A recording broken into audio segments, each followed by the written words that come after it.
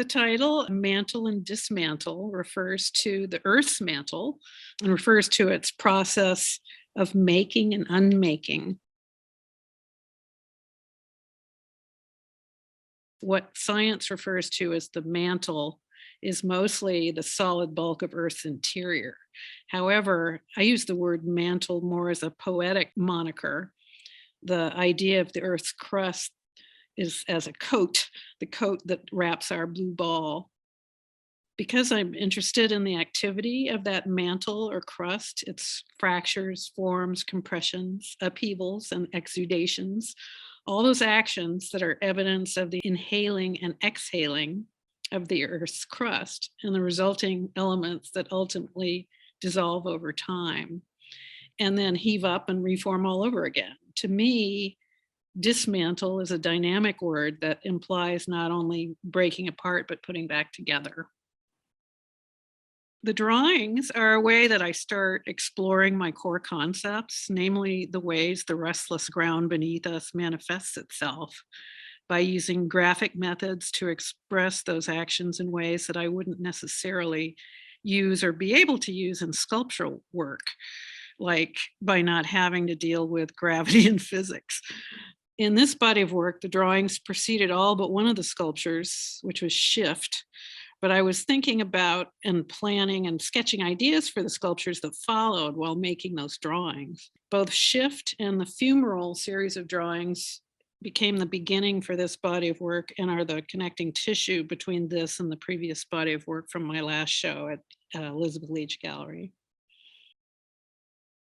That conversation between mediums also determines the material, mostly paper, but sometimes wood, bronze, and other assorted materials, the type of markings, and the color choices. I've always been fascinated with fumaroles and the venting of sulfurous gases in volcanic areas, probably dating back to trips our family took when I was a child to Lassen Volcanic National Park in Northern California.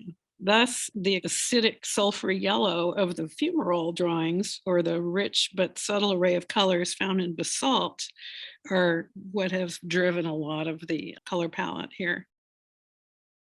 Because I ended up working last on the sculptures in this particular sequence of creating, I see where I want to take the next batch of drawings and sculpture. Also, when contemplating the sculptures in tandem with my grounding concepts, I envision the kind of earthy textures that I want to try to create in 3D and to figure out what kind of materials are needed to achieve those textures.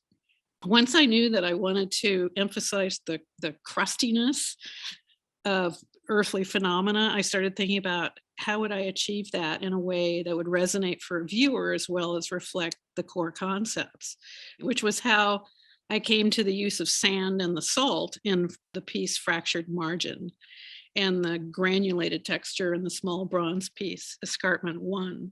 The salt, something so elemental to our existence, seemed to evolve naturally as a material to utilize. It has beauty, it can be a warning.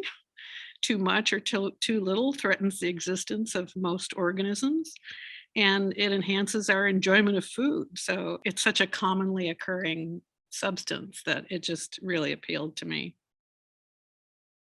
For years, long before I began to address geologic phenomena in my work and what kind of material to apply in manifesting those ideas, I was fascinated by the interplay, the relativity of strength and vulnerability. Paper has always appealed to me as a material that embodies both aspects of strength and fragility, to be so thin and easily destructible, and yet that it can also be so long lasting and durable if we take care of it. Here, I've taken vellum, which is a translucent, heavier duty tracing paper, and stained the many leaves of it with various colors of pigment-based inks. I found that as these sculptures acquired more and more layers, that they became more solid and stronger. I think as I've delved into the geologically inspired work, that wide color variety has expanded exponentially, although I've obviously included many other colors as well. But in observing natural phenomena, even in what appears to be gray, for example, it contains almost all colors if you look closely. The piece Shift, for example, contains the kind of colors you typically see in the desert southwest of the United States, where I've spent a fair amount of time, that dramatic range of reds, oranges, and browns. The other piece, Escarpment 2, draws its palette, as I've said, from the colors found in basalt, which seem to me to be infinite. Everything from deep grays to blues to greens, browns, and even oranges. I first discovered writings by the theoretical physicist and novelist Alan Lightman when I saw a quote from his essay collection, The Accidental Universe, where he says, I don't know why we long so for permanence, why the fleeting nature of things so disturbs. With futility, we cling to the old wallet long after it has fallen apart.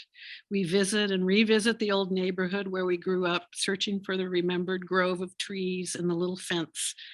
We clutch our old photographs. In our churches and synagogues and mosques, we pray to the everlasting and eternal. Yet, in every nook and cranny, nature screams at the top of her lungs that nothing lasts, that it is all passing away. All that we see around us, including our own bodies, is shifting and evaporating, and one day will be gone. And for some reason, I don't find that depressing, but somehow reassuring that this is the human conundrum that joins us all on this earth, for better or worse.